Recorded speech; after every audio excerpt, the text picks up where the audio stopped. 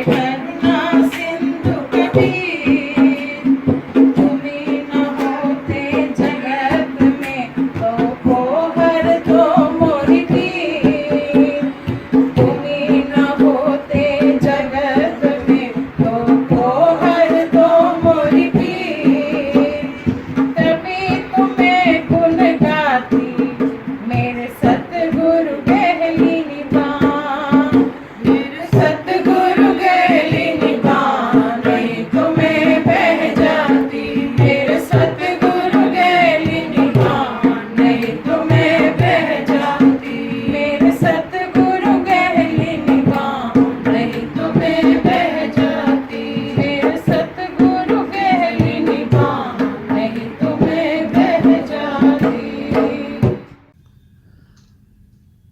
कई बार महाप्रभु अपने पवित्र श्री मुख से श्री रामचरितमानस की कुछ चौपाइयाँ भी बोला करते थे। श्री सद्गुरुदेव जी के अनन्य उपासक श्री स्वामी अनमोल प्रेमानंद जी कई बार अपनी मधुर वाणी से उन चौपाइयों को बोलते तो उस समय श्री सद्गुरुदेव जी की मधुर आवाज कानों में गूंजती सी प्रतीत होती थी। भजनों के पश्चात हृदय सम्राट श्री महाराज जी का अनमोल सत्संग आरंभ हो जाता था। सत्संग की समाप्ति पर सद्गुरुदेव जी सैर को जाते तो सर्व संगत हृदय सम्राट के आगमन की प्रतीक्षा उसी मार्ग पर जाकर करती रहती थी। कई बार इस भजन के रूप में प्रेमी प्रार्थना किया करते थे। तेरे दर्शन नू तरसाइया आ मिल मैनू सजना, तेरे दर्शन नू तरसाइया आ मिल मैनू सजना, आ मिल मैनू सजना, आ मिल मैनू सजना, आ मिल मैनू सजना, आ मिल मैनू सजना, तेरे दर्शन नू तरसाइया आ मिल मैनू सजना, तेरे दर्शन नू तरसाइया आ मिल मैनू सजना। दर्शन बाजों बहुत हैरानी, मैनू आ मिल प्यारे ज्ञानी, दर्शन बाजों बहुत हैरानी, मैनू आ मिल प्यारे जानी, नहीं ता दस दे पता निशानी, नहीं ता दस दे पता निशानी, अपनी मैनू सजना, अपनी मैनू सजना, ओ अपनी मैनू सजना, अपनी मैनू सजना, तेरे दर्शन नू तरसाइया आ मिल मैनू सजना, तेरे दर्शन नू तरसाइया आ मिल मैनू सजना।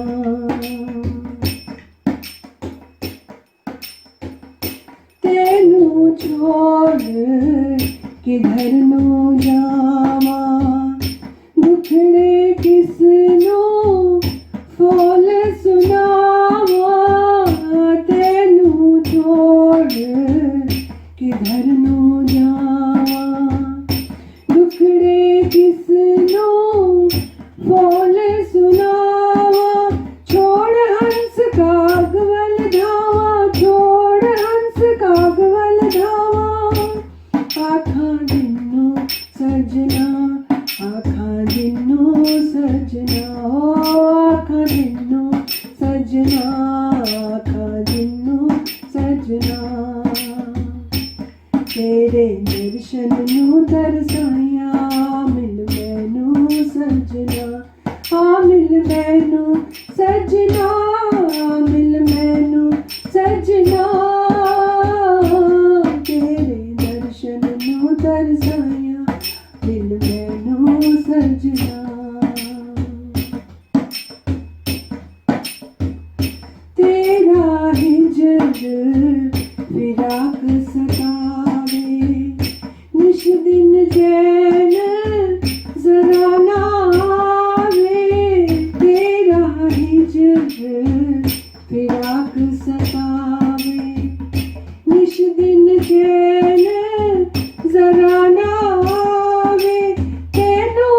खबर कौन पहुँचावे, तेनू खबर कौन पहुँचावे।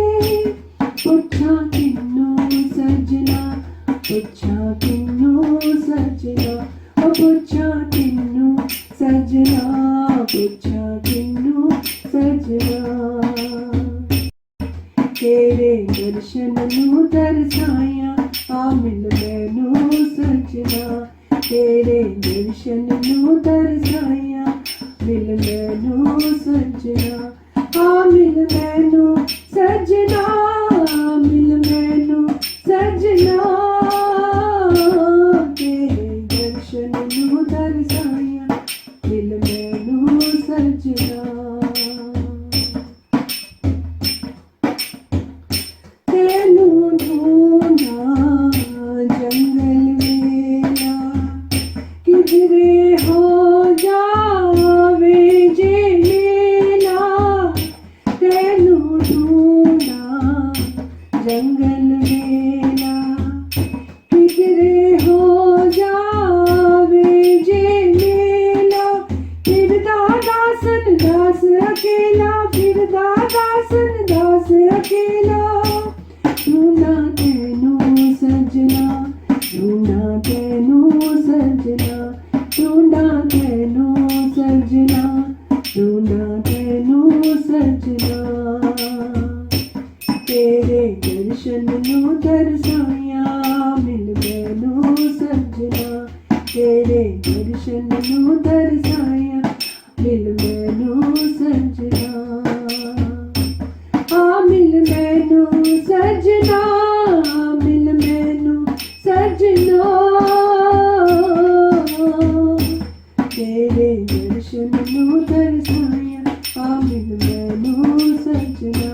तेरे दर्शन नू तरसाया, आ मिल मैनू सजना। ओ आ मिल मैनू सजना, आ मिल मैनू सजना। श्री महाराज जी के सैर से लौटने पर प्रेमियों के हृदय प्रसन्नता से खिल उठते थे। गुरु भक्त अपनी खुशी प्रकट करते थे। फिर श्री सद्गुरुदेव जी का सत्संग आरंभ हो जाता था। गुरु भक्त इस प्रकार श्री सद्गुरु दयाल जी की महिमा गाने लगते थे। बोलो जयकारा, लोगन की बड़ाइयाँ, लोगन की वडियाइयाँ बेसंतर पागो।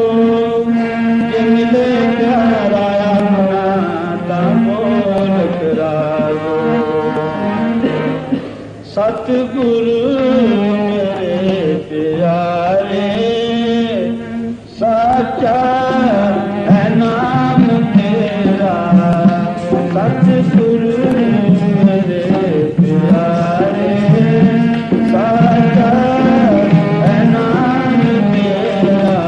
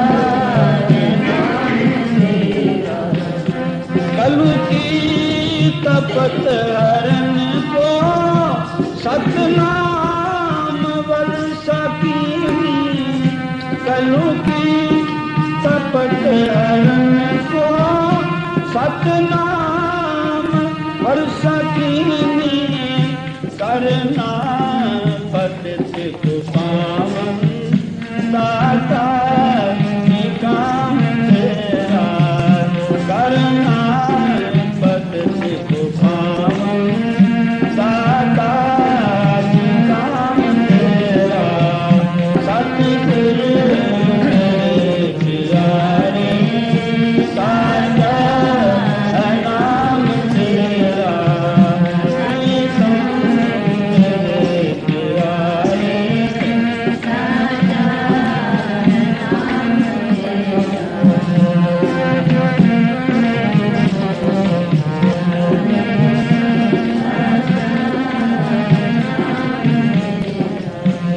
मोह जाल में जो फंसे जलते हे जीवन सजन मोह जाल में जो फंसे जलते हे जीवन सजन हरि नाम में मगन है पीकर के जान तेरा हरि नाम में मगन है पीकर के जान तेरा सतगुरु मेरे प्यारे साजा है नाम तेरा पीकर मेरे प्यारे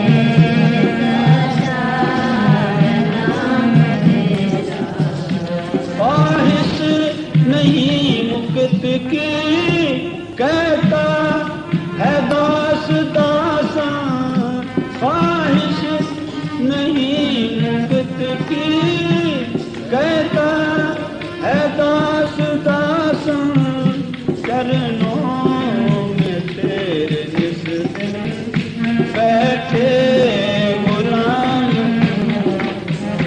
चरणों में तेरे निस दिन बैठे गुलाम तेरा सतगुरु मेरे प्यारे साजा है नाम तेरा निगम मेरे प्यारे साजा है नाम तेरा आनंद कंद भगवन सुख शांत धाम तेरा आनंद कंद भगवन सुख शांत धाम तेरा बोलो जयकारा बोलो श्री मंगली निवासी भगवान। कभी कभी प्रेमी गुरु दरबार की महिमा का यह भजन बोलते थे। तेरे दरबार आली का नहीं आता अंत प्यारे तेरे दरबार आली का नहीं आता अंत प्यारे तेरे दरबार आली का नहीं आता अंत प्यारे तेरे दरबार आली का नहीं आता अंत प्यारे कली के गल में तेरी आस है सतगुरु संत प्यारे कली के मल में तेरी आस है सतगुरु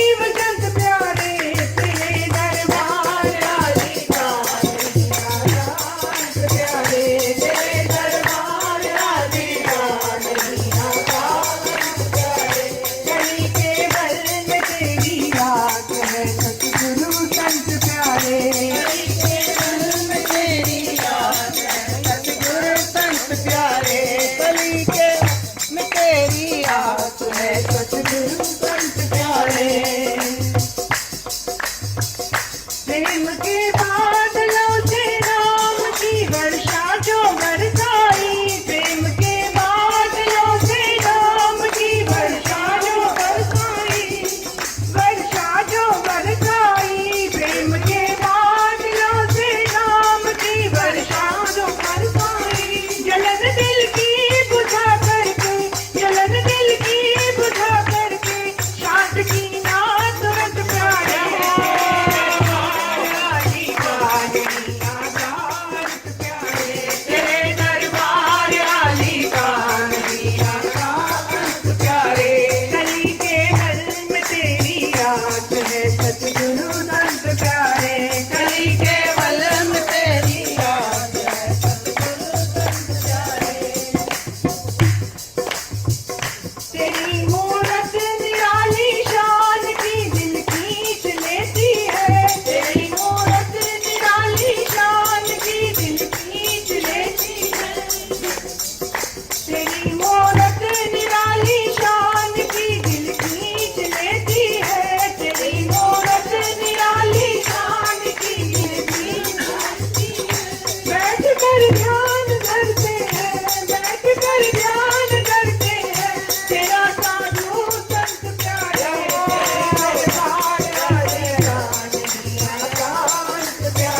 तेरे दरबार आली का नहीं आकाश प्यारे, कली के गल में तेरी रात है सतगुरु संत प्यारे, कली के गल में तेरी रात है सतगुरु संत प्यारे। मेरे सतगुरु तेरा धन्यवाद, ये दासन दास क्या गावे, मेरे सतगुरु तेरा धन्यवाद, ये दासन दास क्या गावे, मेरे सतगुरु तेरा धन्यवाद, ये दासन दास क्या गावे, ये दासन दास क्या गावे, ये दासन दास क्या गावे, ये दासन दास क्या गावे। नहीं होती बड़ा मुख से, नहीं होती बड़ा मुख से, है महिमा बेअंत प्यारे, तेरे दरबार आली का नहीं आकाश प्यारे, तेरे दरबार आली का नहीं आकाश प्यारे। कली के गल में तेरी रात है सतगुरु संत प्यारे, कली के गल में तेरी रात है सतगुरु संत प्यारे, तेरे दरबार आली का नहीं आकाश प्यारे, तेरे दरबार आली का नहीं आकाश प्यारे, तेरे दरबार आली का नहीं आकाश प्यारे,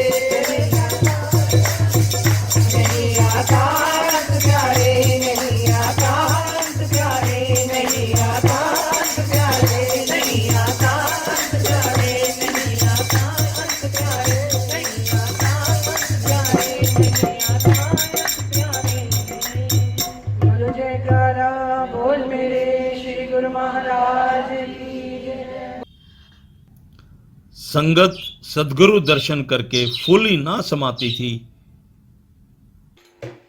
संगत देख देख सुख पावे, दर्शन सतगुरु प्यारे का। संगत देख देख सुख पावे, दर्शन सतगुरु प्यारे का। दर्शन सतगुरु प्यारे का, दर्शन सतगुरु प्यारे का। दर्शन सतगुरु प्यारे का, दर्शन सतगुरु प्यारे का। संगत देख देख सुख पावे, दर्शन सतगुरु प्यारे का।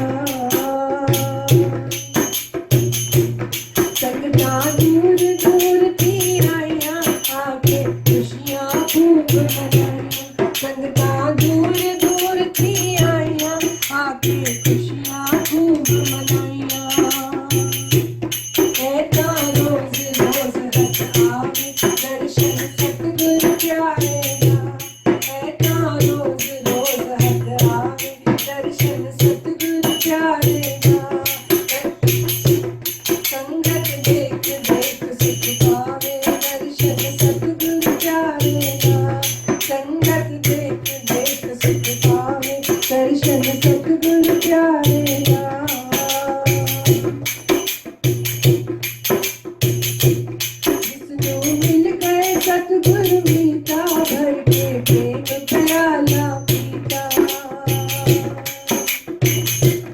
जिसको मिल गए सतगुरु मीठा भर के प्रेम प्याला पीता ओथा सदा अमर हो जावे दर्शन सतगुरु प्यारे ओथा सदा अमर हो जावे दर्शन सतगुरु प्यारे संगत देख देख सुख पावे दर्शन सतगुरु प्यारे संगत देख देख सुख पावे दर्शन सतगुरु प्यारे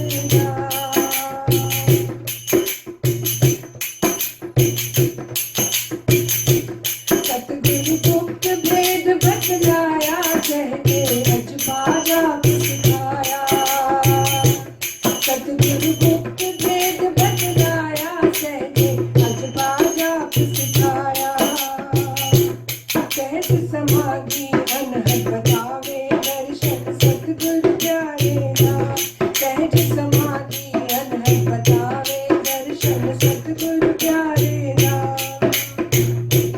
संगत देख देख सुख पावे दर्शन सतगुरु प्यारे संगत देख देख सुख पावे दर्शन सतगुरु प्यारे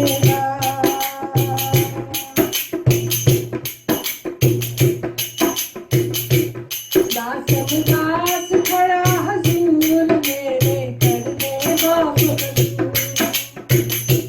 दासन दास खड़ा हजूर मेरे कर दे माफ कसूर तेरे चरणा नाल दुहावे दर्शन सतगुरु प्यारे तेरे चरणा नाल दुहावे दर्शन सतगुरु प्यारे दर्शन सतगुरु प्यारे दर्शन सतगुरु प्यारे दर्शन सतगुरु प्यारे दर्शन सतगुरु प्यारे संगत देख देख सुख पावे दर्शन सतगुरु प्यारे संगत देख देख सुख पावे दर्शन सतगुरु प्यारे दर्शन सतगुरु प्यारे दर्शन सतगुरु प्यारे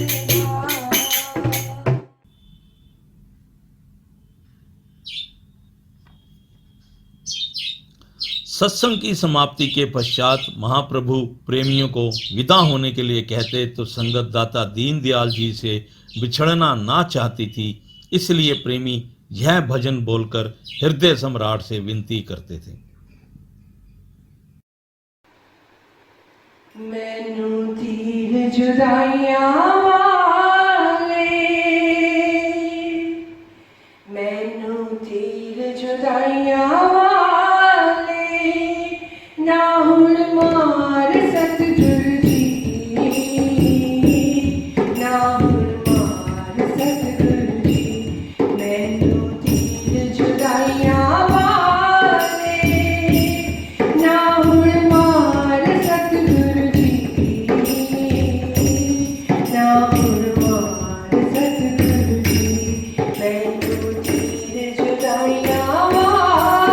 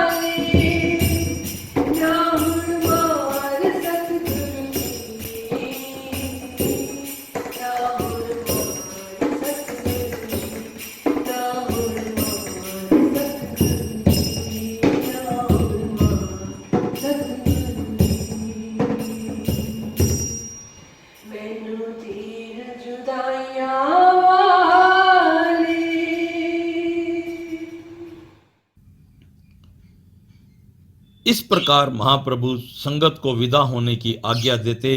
किस किस दृश्य का वर्णन किया जाए, सब एक से एक अनुपम थे। श्री महाराज जी अधिकतर समय एकांत निवास किया करते थे। यद्यपि आप समाधि अवस्था में कई कई दिन मगन रहते, परंतु जब सत्संग करने पर आते तो कई कई दिन और कई कई रातें निरंतर जिज्ञासुओं की आत्म पिपासा बुझाने में ही निमग्न रहते। आपके सत्संगों को दो भागों में विभाजित किया जा सकता है, विशेष और साधारण। साधारण सत्संग दिन में 2 बार होता था। श्री महाराज जी सिंहासन पर आकर विराजमान होते और जयकारा लगते ही संगत वहां एकत्रित हो जाती थी। सभी प्रेमी श्री महाराज जी के शुभ दर्शन से कृतार्थ होते थे। साधारणतः सत्संग के आरंभ में गुरुदेव महात्माओं से श्री रामचरितमानस की किसी चौपाई के कुछ अक्षर बोलकर संकेत करते। महात्मा जन वह चौपाई अथवा पूरा प्रसंग सुनाते। उसके पश्चात महाप्रभु का सत्संग आरंभ हो जाता था। श्री सद्गुरुदेव जी संगत को इन शब्दों से संबोधित करते थे, गुरुमुखों और प्रेमियों। फिर सत्संग आरंभ कर देते। आप सदा प्रफुल्लित और मंद मंद मुस्कुराते, मुखारविंद से शांति और प्रेम भरे सरल वाक्यों का प्रयोग करते। किसी भी विषय को समझाने के लिए तर्क और उदाहरणों से कार्य लेते। यदि एक ही बात को कई बार दोहराना पड़ता तो अत्यंत भोले भाले शब्दों में उसका वर्णन कर दिया करते थे। किसी भी बात को समझाने के लिए आप तब तक ना रुकते थे जब तक सर्व साधारण जनता की समझ में वह बात ना आ जाए। आप ना तो कभी जोश में आते थे और ना ही कभी उनके स्वभाव में तेजी आती थी। दाता दीनदयाल जी के सत्संग अनुभवी हुआ करते थे। कई बार सत्संग में उपस्थित किसी सज्जन के दिल में कोई शंका समाधान की इच्छा होती तो आप स्वयं ही उसके कहे बिना उस विषय पर प्रकाश डाल देते। फिर संगत में बैठे उस व्यक्ति की ओर संकेत करके उसे अपने पास बुला लेते और कहते, संगत की ओर मुख करके वर्णन करो कि जो शंका तुम्हारे दिल में उत्पन्न हुई थी, क्या उसका समाधान हुआ, और हुआ तो कैसे। तब वह व्यक्ति सारा समाचार कहता। सत्संग श्रवण करते करते कई व्यक्ति समाधि स्थित हो जाते। उन्हें अपने शरीर की तनिक सुधि ना रहती। सत्संग की समाप्ति के पश्चात उनको काठ के पुतलों के समान अडोल चकोड़ी मारे हुए 2 व्यक्ति उठाकर ले जाते और किसी एकांत स्थान पर बिठा देते, जहां उनकी कई कई घंटों के पश्चात समाधि खुलती। यह घटनाएं साधारण रूप से आपके सत्संग में प्राय होती ही रहती थी। लोग कहते हैं कि मन संसारी विषयों से उपराम होकर प्रभु भक्ति में नहीं लगता, परंतु वहां तो मन ना जाने कहां दौड़ जाता और सब संसारी काम भूल जाते थे। श्री महाराज जी ने सत्य नाम का वह प्रवाह चलाया जिसमें सब स्त्री पुरुष बच्चे बूढ़े इस सत्संग गंगा में स्नान करने लगे। आपके दरबार में जाति पाति तथा धर्म का कोई भेद ना था। हिंदू, सिख, मुसलमान, ईसाई सभी समान रूप से आपके सत्संग से लाभ उठाते थे। आप अद्वैत मत की शिक्षा देते और किसी धर्म पर आक्षेप नहीं करते थे। सभी ऋषियों, संतों, सूफियों और ब्रह्म ज्ञानियों का सम्मान करते। आप कहते थे कि वास्तव में सब महापुरुषों का मत एक ही है और एक ही मंजिल पर पहुंचना सबका उद्देश्य है। नाम और रूप चाहे कुछ भी हो, आदर्श सबका एक ही अद्वैत है। महाप्रभु ने अपनी कोई पृथक शिक्षा प्रणाली नहीं चलाई, बल्कि वेदांत के महावाक्य, संतों और सूफियों के उपदेश और भगवान कृष्ण के राजयोग का, जो आजकल कलयुग में विषय आसक्त हृदयों में खो चुका है, उसे नव जीवन प्रदान किया और भक्ति योग के पक्ष को पुनर्जागृत किया। दाता दीनदयाल जी ने श्री गुरु नानक देव जी आदि 10 गुरुओं और गुरु ग्रंथ साहिब जी की शिक्षा को व्यवहार में लाने का ढंग बताया। श्री रामचरितमानस में से आप बाल कांड का आदि, अयोध्या कांड का मध्य और उत्तरकांड के अंत के प्रसंग के अर्थ समझाते थे। आपका उद्देश्य था कि अपने भजन अभ्यास को कभी ना भूलो, चाहे तुम पर कितना ही आड़ा समय क्यों ना आन पड़े। जो सत्संगी आपसे एकांत में समय मांगता, आपका उससे पहला प्रश्न यही होता कि बताओ आपने भजन अभ्यास में कितनी उन्नति की है। सीमा प्रांत पंजाब, सिंध, उत्तर प्रदेश, मध्य प्रदेश और भारत का कोई ऐसा प्रदेश ना बचा था जहां आपका उपदेश ना फैला हो। महाप्रभु का सत्संग सुनते ही बड़े बड़े विद्वान, मौलवी और पंडित उनके विश्वास पात्र हो जाते और आपके वचनों को अपने हृदय की गहराइयों में स्थान देते।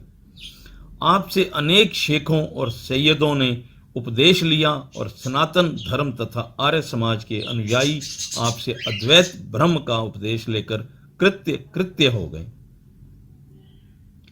धनवान से धनवान, निर्धन से निर्धन व्यक्ति को आपके दरबार में एक जैसा ही स्थान प्राप्त था। श्री महाराज जी ने पूर्ण संत सदगुरु के रूप में अपने आप को प्रकट किया। जो भी व्यक्ति जिस भावना से आपके निकट आया, उसे उसी भाव से कृतार्थ किया।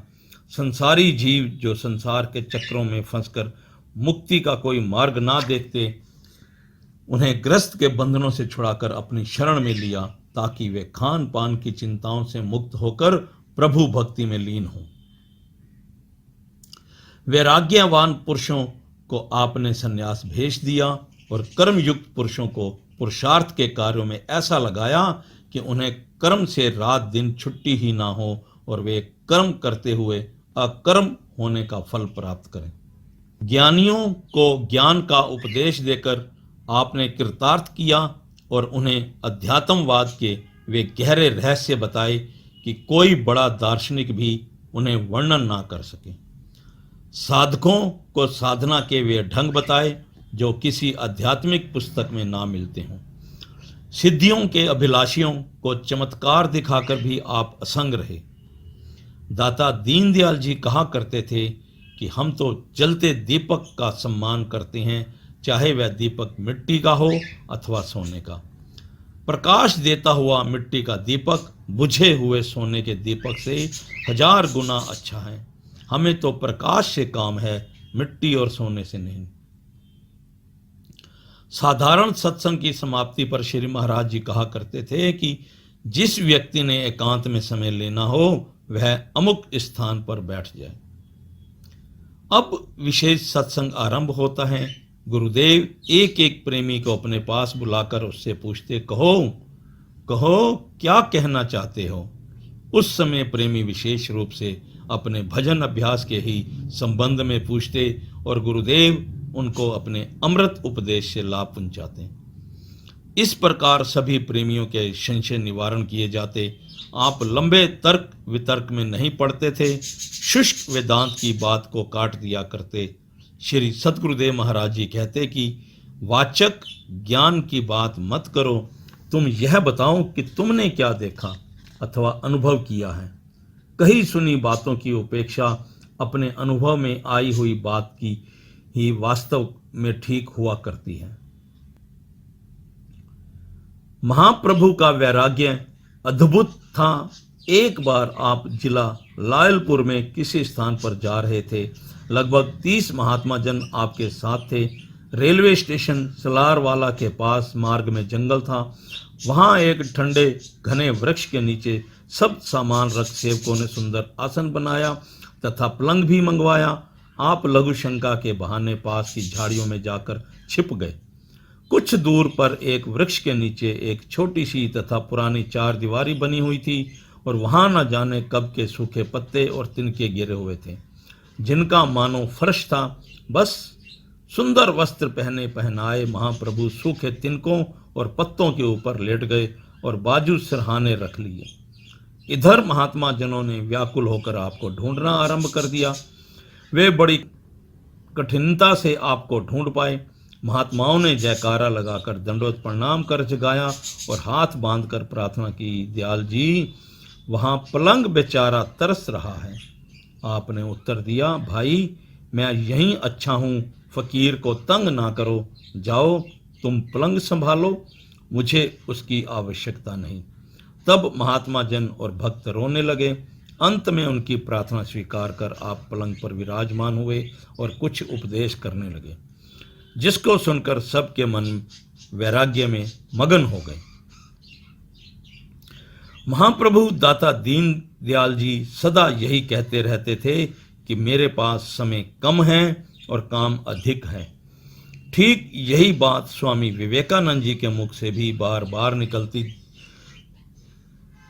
विदेशों में धर्म प्रचार के पश्चात वेदांत सम्राट स्वामी विवेकानंद जी भारत लौटे तो देशवासियों ने उनका भव्य स्वागत किया। स्वामी जी बेलूर मठ कलकत्ता में आकर विराजमान हो गए। एक दिन संध्या के समय उनके गुरु भाई स्वामी तुरानंद जी उनसे भेंट करने के लिए मठ में आए तो काफ़ी अंधेरा हो चुका था। स्वामी विवेकानंद जी उसी अंधेरे में बरामदे में टहल रहे थे। स्वामी तुरानंद जी कुछ दूर ही ठहर गए। इधर स्वामी विवेकानंद जी बहुत चिंतातुर हुए ठंडी आहें भर रहे थे। साथ ही वह मीराबाई के इस पद को गुनगुना रहे थे। हेरी मैं तो प्रेम दीवानी, मेरा दर्द न जाने कोई। वेदना से उनका दिल तड़प रहा था। वह बहुत व्याकुल और अशांत थे। फिर अकस्मात वह बैठ गए और अपने मस्तक पर हाथ रखकर गहरी सोच में डूब गए। तभी उनके मुख से सहसा यह शब्द निकले, श्री परमहंस देव जी, आप बहुत महान और विस्तृत कार्य दे गए हैं, परंतु उसके लिए आपने मुझे समय बहुत कम दिया है। पता नहीं यह कार्य कैसे संपूर्ण होगा। बस यही चिंता मुझे घुन के समान खाई जा रही है कि कार्य बहुत महान है और समय बहुत थोड़ा है। यह कहते कहते स्वामी जी पता नहीं कब तक रोते रहे। यह तो कई बार देखा गया कि हृदय सम्राट निरंतर कई दिन और कई रातें सत्संग में व्यस्त रहे। आपने विश्राम करने का नाम तक नहीं लिया। जिन भाग्यशाली व्यक्तियों को आपके मुखारविंद से कल्याणकारी अमृत उपदेश सुनने का शुभ अवसर मिला है, उनसे महाप्रभु के सत्संग का जो भाग हम एकत्र कर पाए हैं, उन्हें अध्यात्म विद्या के जिज्ञासुओं के लाभ हित यहाँ वर्णन कर रहे हैं, ताकि सभी प्रेमी श्री महाराज जी के प्रवचनों को अपने जीवन में व्यवहारिक रूप देकर अपना कल्याण करें। यहाँ यह बात विशेष उल्लेखनीय है कि सद्गुरु दयाल जी के परम उपासक तथा अनन्य प्रेमी श्री स्वामी रामानंद जी सत्यार्थी ने अत्यंत कृपा करते हुए बड़े परिश्रम से लिखे गए श्री महाराज जी के अनुपम सत्संगों के संग्रह को प्रकाशित करने की अनुमति दी।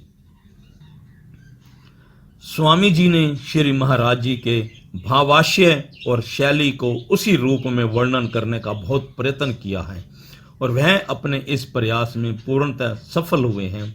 उनके अतिरिक्त दास ने भी महाप्रभु के कुछ सत्संग उस समय लिखे थे, उन्हें भी यहाँ दिया जा रहा है। श्री महाराज जी के उन सत्संगों को ठीक उसी रूप में वर्णन करना अत्यंत कठिन है। महाप्रभु के अमर उपदेशों को वर्णन करने में जो त्रुटि रह जाए, उसके लिए दास श्री गुरु दरबार के महानुभावों से क्षमा प्रार्थी है। हृदय सम्राट श्री महाराज जी ने यह सत्संग भिन्न भिन्न समय में और भिन्न भिन्न आश्रमों में किए थे। इनमें महात्मा जनों के लिए विशेष रूप से दिए गए सत्संग भी सम्मिलित हैं और कुछ सत्संग ऐसे भी हैं जो महाप्रभु ने जिज्ञासुओं के संशय निवृत्त के लिए किए गए थे। भजन और सेवा। एक बार श्री अनंतपुर आश्रम में श्री सद्गुरुदेव महाराज जी ने श्री मुख से कहा कि सेवक भी दो प्रकार के होते हैं, एक अपने विचार से सेवा करने वाले, दूसरे गुरु आज्ञा से। परंतु सद्गुरु सेवा उस जीव को बख्शेंगे जिस पर पूर्ण विश्वास तथा स्नेह हो। जैसे गुरु ग्रंथ साहिब जी का कथन है, 20 बिसवे गुरु का मन माने, सो सेवक परमेश्वर की गति जाने। गुरु तो अंतर्यामी है, उसे तुरंत ज्ञात हो जाता है कि यह सेवक मेरा है अथवा मान प्राप्ति के लिए सेवा करता है। कई बड़े सेवक भी इस चक्कर में आ जाते हैं कि हम सेवा कर रहे हैं, लोग हमको जान जाएं कि हम ही इनके पश्चात गुरु गद्दी के अधिकारी होंगे। वे अनेक कामनाएं दिल में रखकर सेवा करते हैं कि मैं सेवक हूँ, मुझे अधिकार है, मैं कोई साधारण व्यक्ति नहीं। मेरा विश्वास लोग करें, भगवान सद्गुरुदेव मेरा अमुक कार्य सिद्ध करें। यदि कार्य सिद्ध हो गया तो सेवा का फल तो मिल गया, सेवा के बदले में कामना पूर्ण हो गई, फिर शेष उसका संबंध इष्ट देव से कुछ ना रह गया। जिस प्रकार दुकानदार को पैसे देकर सौदा ले लिया तो दोनों निवृत्त हुए, दुकानदार अपने घर, ग्राहक अपने घर। सो यह भी सच्ची सेवा ना हुई।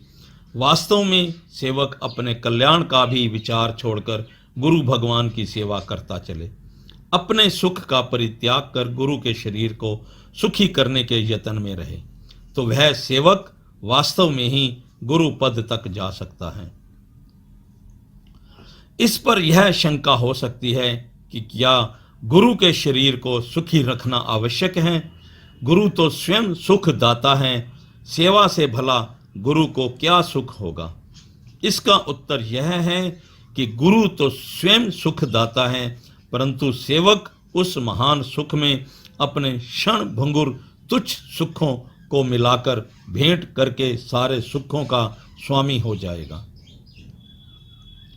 यह पौराणिक गाथा प्रसिद्ध है कि जब राजा कर्ण धनुष विद्या सीखने परशुराम जी के पास गए तो स्वयं को ब्राह्मण प्रकट किया, क्योंकि परशुराम जी क्षत्रिय को विद्या नहीं सिखाते थे। कर्ण को गुरु सेवा करते तथा धनुर्विद्या सीखते काफी समय हो गया।